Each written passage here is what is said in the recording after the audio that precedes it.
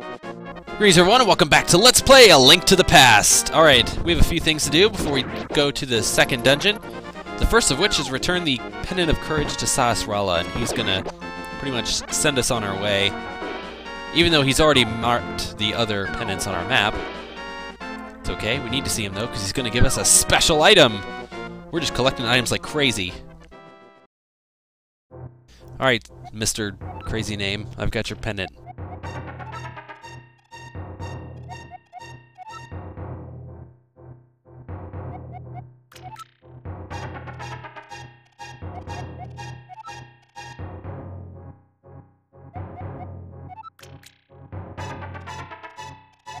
Alright, so we are apparently a descendant of the great Knights of Hyrule, and we're getting some Pegasus shoes.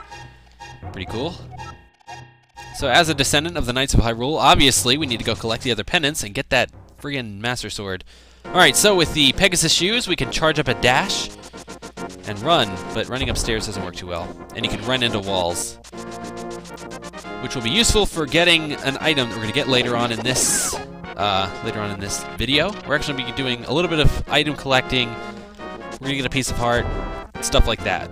Taking on... We could just pretty much walk right over to where the next dungeon is. Although we wouldn't be able to get in, because we're missing something. I don't need to see you. That's a fairy.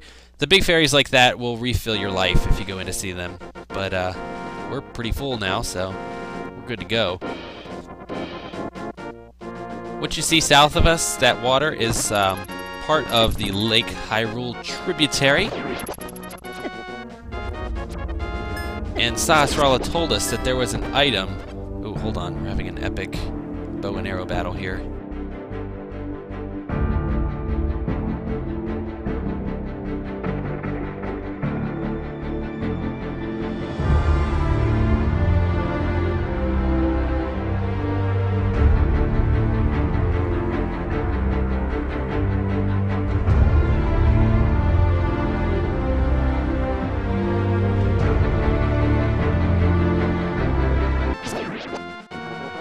Anyway, as I was saying, Sahasrara said that there is a cool item east of Lake Hylia, so we're going to check that out a little later too. Can't get to it from this angle though, because we'll need to swim if we were here. Oh, another fortune teller. You know what? I've seen enough crazy stuff. Might as well give it a shot. Whatever. Tell me I'm going to be successful. I will open a desert lock with the Book of Mudora. Well, that was a pretty pointed hint. Yeah, so the fortune tellers, if you're lost in the game, they're used to give you hints. They tell you pretty much what you're supposed to be doing. I know what I'm supposed to be doing, so I'm not really going to be visiting them anymore. Just wanted to show it off, what they do. Hey, look, it's my house. Alright, so my first order of business is to look for that Book of Mudora that the fortune teller was talking about. To open up the desert lock, or whatever. The second dungeon is in the desert, which is in the southwest portion of Hyrule. If you die, you can respawn at either the church or your house. If you respawn at your house, you can come over here for a quick refill when you're on your way to adventuring. But I don't really need much of a refill now, so I'm gonna get out of here. Continue on my merry way to town.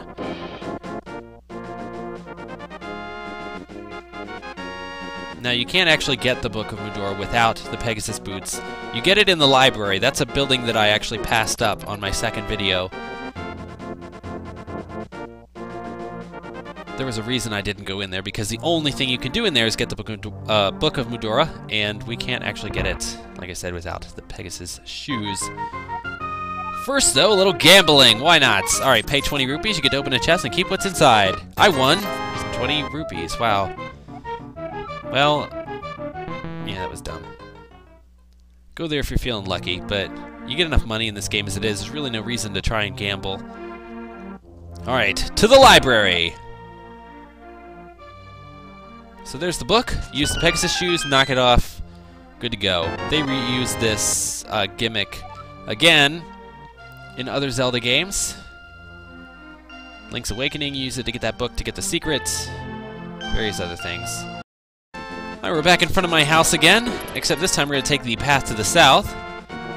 We could go to the west right now and get to the desert, but first I'm going to do a little item collecting. I want to look for that thing that Sasrala was talking about, and I'm going to bomb a few walls on my way there. This is the swamp area, by the way. Another... well, alright, I can use it to fill half a heart. Why not? Fantastic. We're good to go. Alright, some of you may be screaming at me to ram into some trees now because I've got the Pegasus boots. If you ram into trees, sometimes things will pop out, to include fairies, bees, stuff like that, money, whatever. I do want to catch a bee, but I haven't actually run into any trees, so I won't be doing it in this video. Get over it! I'll do it. Don't send me a bunch of PMs about it. Alright, you come into this room. You can actually walk, if you're careful, along the bottom part of this hole. I don't know if that was intended or if it was kind of an accident, but otherwise you could throw bombs at those guys and kill them too, but why when it's so easy to do that? And if you do that, this guy will give you some money for it. It is a secret to everyone! 300 rupees, holy shit. Oh, even more. And arrows. And more money! And some bombs, wow. Alright, we're doing well. So, right off the bat, you can carry up to 999 rupees. There's no wallet system in this game. It's much easier to get money in this game than it is in the first Zelda. And the second Zelda didn't really even use money, so that's that. Alright, here. There. You can talk to these guys. Before I had hit them with a boomerang, which prevents them from being magic powdered. They all pretty much say very similar things. That I'm on my way to see Sasrala. If you powder other enemies, they turn them into those useless slimes. Oh look, I found him. Alright, good to go. Quest over. No, wait, that's not him. Also, powder will kill bushes.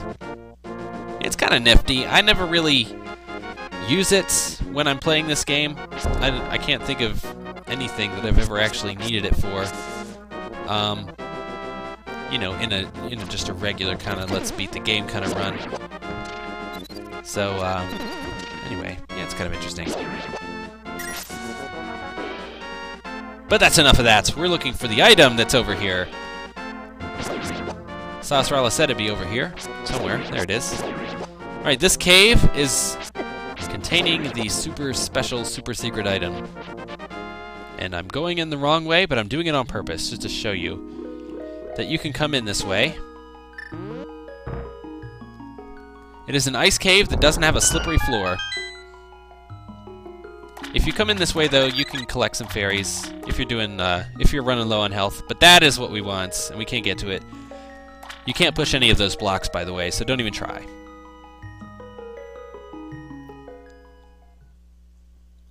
We've got ingenuity and bombs. Ferris really knows how to blow some shit up. Hell yeah. Very similar room to before, but this one ends up with a treasure chest, and we've got the ice rod. Hell yeah. Alright, so the ice rod is one of the two elemental rods you can get in this game, the other one being a fire rod. This one will freeze enemies. It uses your magic meter as power, so watch your magic meter, because it actually uses quite a lot. And I just used 2 on that one crab. How smart of me. Anyway, that's enough dilly-dallying. Let's head towards the next dungeon. Alright, now we're going to take the path to the left here. We're going to end up near the swamp area. Now, the swamp area is pretty nifty in that there's a lot of enemies hiding in the grass. They'll jump out. There's those knights there that were coming out of the grass to shoot bows and arrows at you. But, it's not too dangerous. This area is going to be a little more important later on once we open up the second half of the game. We can't get past those large rocks.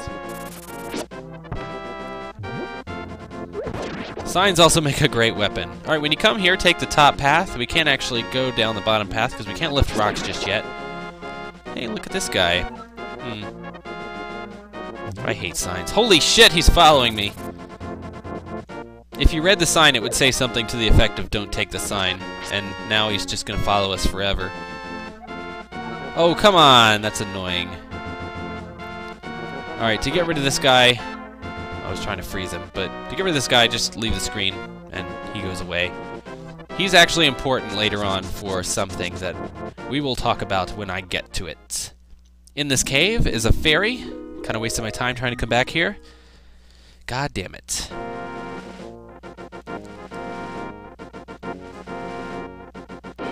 Alright, so anyway, we're in the desert. The desert is a nifty little area. There's animals on the ground. There's a lot of cattle, skeletons, and vultures that circle you. Can't go past the cattle skeletons, though. And cacti, if you touch them, they will hurt you. You want to go in this cave first, though, because there's a piece of art in here. There's also an old man who looks kind of like Sarasrala, but he's not. Yep, I've got the book. I knew exactly what to do. As you can see, the game gives you a lot of hints about what you're supposed to be doing, so even the most lost of adventurers could figure it out if they knew who to talk to. But the thing is, you don't really know who to talk to, so... If you're playing this game and you're getting lost, or you don't know what you're supposed to do next, your best bet is to visit one of the fortune tellers. It's worth the rupees to get you back on track, if you've got it. Anyway, with that piece of heart out of the way... Oh, man. It's a nasty cactus. As I was saying, with that piece of heart out of the way, let's take on the next dungeon. It's right over here. Watch out for the Sandmen.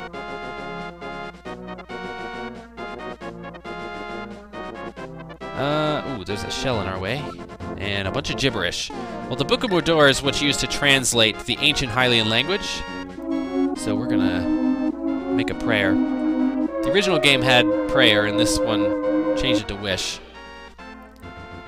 The Legend of Zelda had a lot of religious themes in Japan, and when it was released in North America, the westernized version of it, they took a lot of the religion out and turned it more into wishes and magic. So, if I remember correctly, Aghanim, the wizard, was supposed to be a priest or something to the effect. But anyway, I'll leave that discussion for another time. I'll leave this dungeon for next time as well, so I'll see you guys then. Later.